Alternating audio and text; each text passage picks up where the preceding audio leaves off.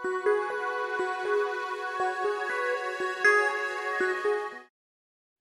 everyone, this is Gail from Gail Julie Makes. I'm here with another video for Fairy Stamper. I hope you're all well and you've had some crafting time. So this is going to be my design today using the Fairy Hug stamps. I've laid it out with the acetates just to show you what it's going to look like. So we're using the Heron, the Mini Frog, the Leafy Canoe and the Moon Tree. And what we're going to do today is we're going to be building on the Moon Tree by turning it into a cherry blossom. So we're going to be using a lot of the products that you can see in shot here. We're going to be using some acrylic paints. We could use the spray. I've just laid out a few, and then we've got 3D pearl effects if you wanted to. I don't use all of these products in this one, but just to give you an idea of what you could use. And we're also going to be doing a bit of embossing as well. So what I'm going to do is I'm going to show you how I made the background. I will remove the acetates. Let's just take those off, and then I'll show you how I did the background. I didn't actually record this, but I did. I had this lying around and I thought it was perfect for this one. So what I've got for the background is I used a 6x6 inch gel plate, and I've braided on the distress ink you can see at the top there, which is Wild Honey. Braided that onto my actual gel plate, and then I've added brushos over the top. So you don't need too much of the distress ink at all, just a really thin layer on your gel plate. And then I've gone in with the brushos, which were yellow, and then I used lime green, and I also used turquoise. Obviously what I did with these was I watered them down, so there's not much brusho in there at all, and then I flicked them onto the gel plate with a fan brush. Okay, so quite an easy background. If you need any help with those sort of backgrounds, just go onto my channel Gail Julie Makes on YouTube and you'll find more instructions on those. So now I've inked up my Moon Tree in Nocturne Versafine Clair, and I just made sure I press it down for a while because it's obviously it's going on top of the brusho. It's done a really nice print, this one. You might want to use a stamping platform. I never do, but it just shows the quality of the stamps from the fact that it's stamping so well, especially because I got a bit of embossing powder on it a previous time. Now I'm using the canoe and I'm just offering up the actual stamp to the card just to see roughly where I want it again. And again, I'm going to ink this one up in Nocturne. All of the stamps I am going to do in Nocturne today, just because I think it will really make them stand out. And then I'm going to do a bit of colouring over the top, so I'll show you that later. So I'm just making sure I've got enough. I've only used this stamp once before just to check, you know, make sure it was prepped properly. So I just wanted to make sure I got plenty of ink on there to make sure I do get that really nice stamp. But as you can see, when I lay it down and pull it, it's done a great job considering it's only its second outing ever. It's only the second time I've stamped with it. So, and it's such a pretty design, the Leafy Canoe. I've never really seen a design like that before in any fairy stamps that I can think of. So really pleased with that. Then I'm going in with the Nocturne again on the Heron. What I'll do is I'll put a link to all of these stamps, by the way, in the description below, so you can just click on them and go straight to them in the Fairy Stamper store. Love herons. This is such a pretty stamp. You could use this one in so many different pictures. I've never used this one before, so again, you know, I wanted to make sure I got enough ink on there, but again, it comes out absolutely fine. So really, really pleased with that one. Okay, so I'm just laying that in the corner there. And then we'll use our frog stamp. So so it's a mini frog, and we're going to place that so it's looking up at the heron. So again, stamping up in the Nocturne. I've used this a few times before, so I know this one's going to work really well. I'm just going to get the frog sort of slightly looking up at the heron. Now, excuse me, when I place this one, I'm not overly happy with where I place it, and I'll show you that in a second. So can you see the root of the tree is like touching his head? I'm not really very pleased with that section there, but my idea is to cover that section up of the actual root with some acrylic paint. So I'm pointing it out now. There you go. So I'm going to cover that up with some acrylic paint, so it shouldn't be a problem later. Okay, now I'm just showing you a couple of stamps that I'm going to bring in to use on the tree. I had a sort of like a sort of bubble stamp, and now I've got a stars stamp. These are both by Creative Expressions. I don't think they're in the Fairy Stamper shop, but you can have a look at some of their other items there. I'm going to emboss these stamps, so I'm going to basically use my embossing pad to ink them up, and you do just dot them about for like almost like little flower designs. You can use whatever stamps you have. You might have some little flowers you want to use, but this is just what I had lying around, and I think this will look really nice. So here we go. I've not got the best embossing pad at the moment. It needs re-inking, but I couldn't find my re-inker, annoyingly. So I'm just going to go in there and fill in those areas.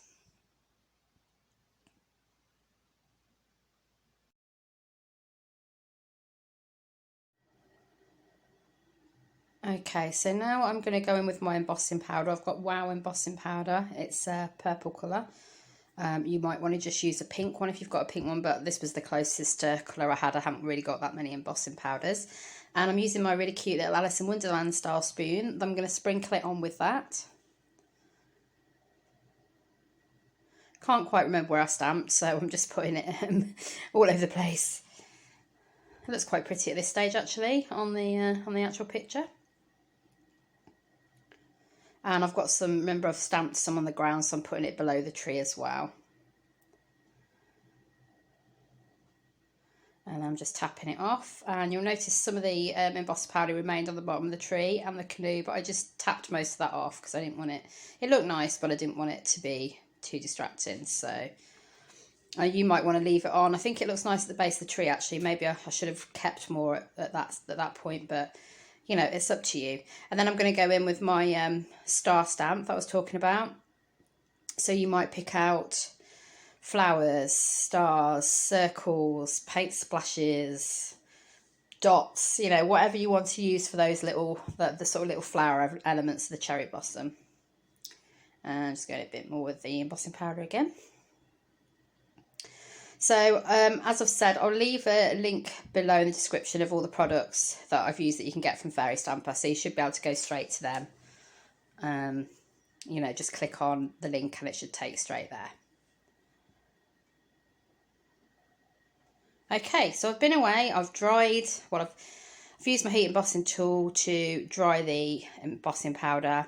It's not come out as vibrant as it could have done, as I said, because of the ink pad not being that great, but yours will probably be much more vibrant, but I quite like the subtlety of it. This is the distress paint that I'm going to go in and use in a few minutes, but what I wanted to do first was just get some coloration on the tree. So I'm using a dye ink pad. You could use dye inks, you could use watercolours, you could use Copic markers, whatever you want to actually get some colour on the stamps. Or you might want to leave the stamps as they are, that's perfectly fine. I just wanted to, you know, to make them pop a little bit more. So I'm doing that at the moment. I will get a little bit of colour on the heron and the frog as well. So I'm going over the frog now, just with a green dye ink. It doesn't stand out that much, but just, you know, just gives you a little bit of extra something. And then I'm going to go over the heron, the little gaps in the heron, like the white lines, I'm going to go over with a jelly roll pen, purely because you can see the background through. So I want to make sure it's got those white highlights. This is a Sakura jelly roll pen. So while I'm continuing with the colouring, I just wanted to ask you, what do you think of the new Fairy Hug stamps? There's some really nice designs that have just come out. I know a lot of people have been really happy with the fact they've brought out sentiments to use, so they're great for your cards, obviously. But if you want to comment below, please let me know which are your favourite new stamps. Obviously, if you want to take a look at them, you can go onto the Fairy Stamper Hugs page on Facebook, or you can check out their shop and just let me know. Let me know what your favourite stamps are in general. We'd love to hear about that. They're always working on new designs, so it's really exciting times at the moment for Fairy Hugs. So now I'm just going in with the, I've got some of the Tim Holtz Kitsch Flamingo Distress Paint that I'm laying down, and I've got quite a sort of thin brush that will give me, you know, nice sort of small thin strokes on the cherry tree. Now, obviously I wanted to build up the layers so it looks like it's actually got some depth. So what I'm going to do once I've done this particular colour is blend it with a white acrylic, just to, you know, give me a different shade.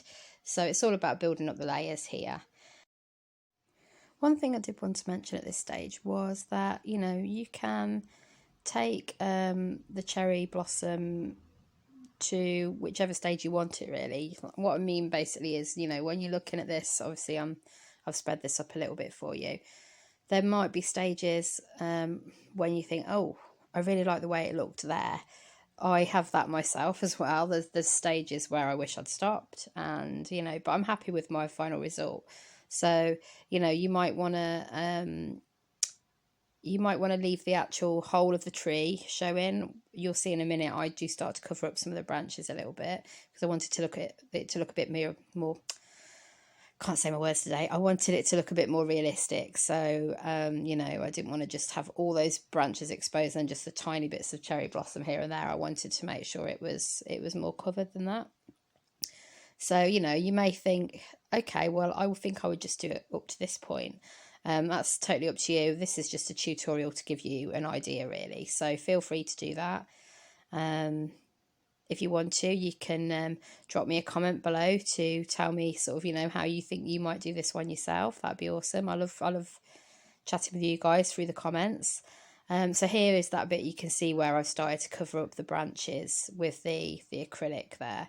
And if you do want to take it to this stage, then I'll just say you do need quite thick acrylic over those branches, because remember, you're covering your stamping, and that stamping is a permanent ink, so it's going to show through, especially because it's nocturne. So all I advise is just, you know, maybe a couple of layers just so you can't see that stamping. See, for example, I think the tree looks quite nice at this stage, but you know, I do love the finished piece. It's just one of those things, isn't it? So now I'm going in with that. I've added the Dina Wakley buff acrylic paint just to give it a lighter shade of pink. So I've mixed the two colours together basically, and I'm just going over making sure I've got some of that cherry blossom falling off the trees as well. So whilst I was waiting for the tree to dry, because acrylic, you know, because it's a bit thicker, it doesn't dry that quick. I was just colouring in the flowers on the canoe with my Sakura Jelly Roll pen again in white. I was really unsure what colours to do this bit, to be honest. So I'm not sure whether I should have gone for a different colour, but I was pleased with the end result. So it's entirely up to you. Just have a think about what you might use. I'm bringing in some more Jelly Roll pens now as well, just to get some different coloration on the canoe. So I'm going for a green. I was originally going to do copper, but you know what I'm like, I keep losing things. So I've lost my copper pen again, even though I found it. I found it last week, I think it was. And then I moved my room around again and I lost it again. So it's determined to remain hidden. But these colours look really nice. The green looks really nice, I think, on the canoe. So, you know, I'll leave that up to you, whatever colour you decide. If you want to let me know, drop me a comment in the messages. And obviously, if you do decide to recreate this tutorial, then please do share your pics on the Fairy Stamper Hugs page. We'd really love to see them.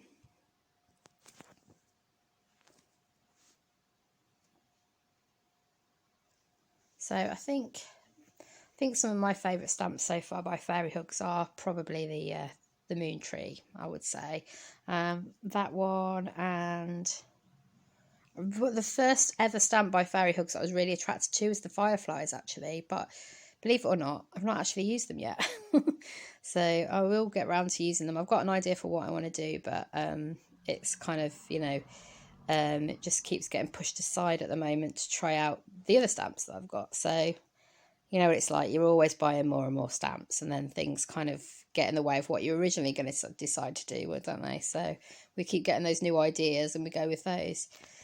So now what I'm doing is I'm bringing in my Distress Ink Kitsch Flamingo again, and you'll see that it's a slightly different shade again. It's very vibrant in the Distress Ink, really bright. And I'm going to use my stamps. Well, I'm bringing in a different stamp, which is like a paint splodge, and I'm going to use that on the actual acrylic paint, which has dried now, by the way, just to give us that extra sort of feeling of the fact there's like individual little flowers there. So I really like this paint splodge stamp. This again was from Creative Expressions, but you know, there's lots of them out there, so you might already have your own that you can use. And as you can see, considering it's that same colour, it's very vibrant. So I used a little bit of this shade, and then I decided to go in with a different colour, you know, just to give it that like depth again, really.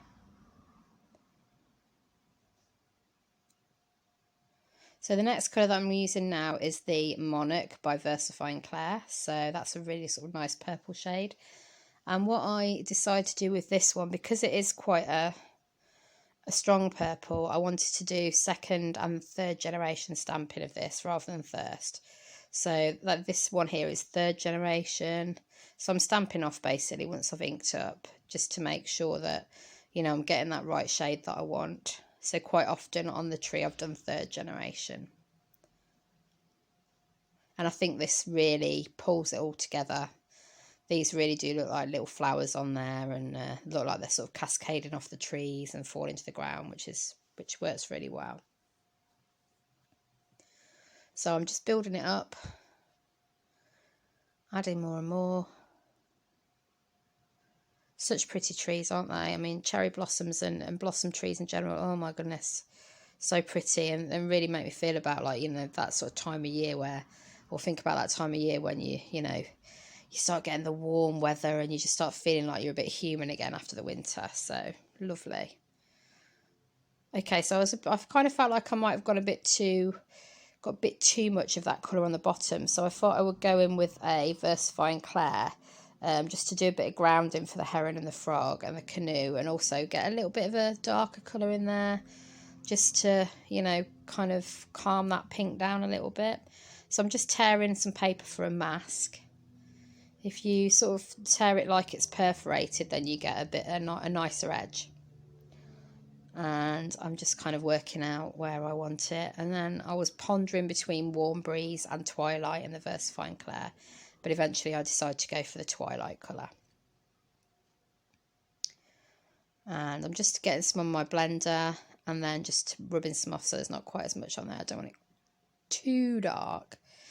And then I decided to use my mask this way round so I can blend down, and then that'll give us that really crisp line at the top when you remove that masking paper. I tend to do most of my blending downwards, to be honest, so I have got that really, you know, accented line basically. If you blend upwards, then it's gonna basically be more sort of what's the word, almost like more fuzzy. That's probably not quite what I was trying to say, but if you're more of a smudged effect, I suppose, and if you blend downwards, then you're going to get that crisp line from the actual mask itself.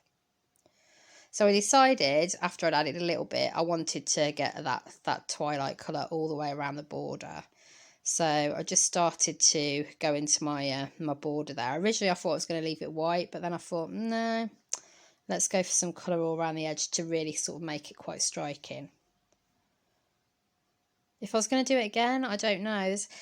Would I do that again? I'm not sure. I mean, you could add extra elements to it by maybe drawing onto the twilight. So you might use your Sakura Jelly Roll pen in white to add nice little details around the edge, or you might stencil something around the edge, or you might just leave it white.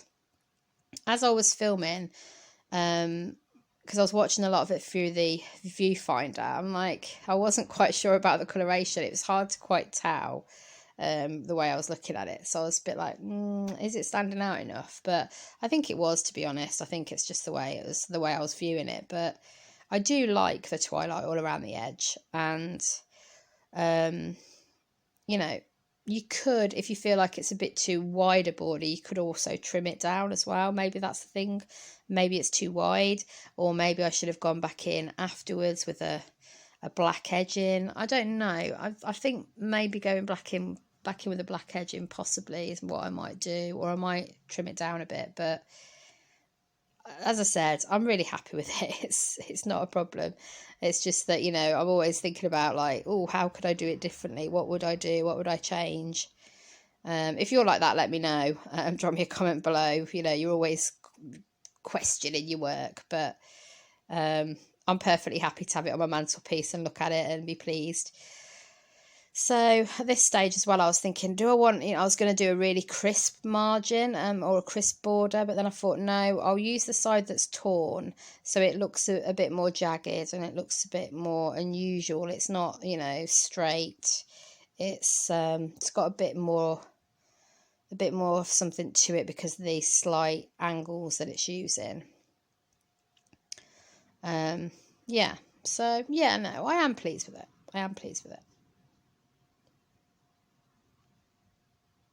Maybe I could have used a different colour. No, just teasing. But yeah, you could pick whatever you want. You might go for a purple because you think it might match the colour in the blossom tree. You might go for a pink. I don't know. It's entirely up to you.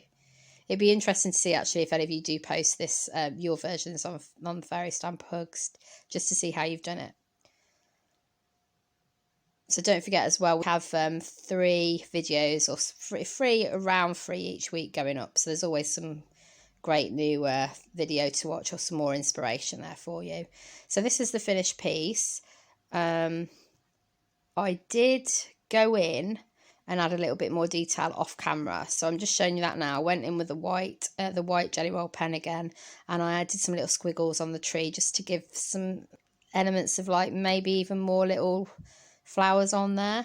I could have used a white Posca pen actually. I used my Jelly Roll pen. I probably should have used a Posca pen to go easier over the acrylics, but I think it's come out really well. And I've just gone in with a bit more of the Twilight ink under the canoe and the heron and the frog, just to give you that effect, just to show you like the shading, the fact that they've left a bit of a shadow. Okay, so I'll just give you a nice close-up of that lovely cherry blossom.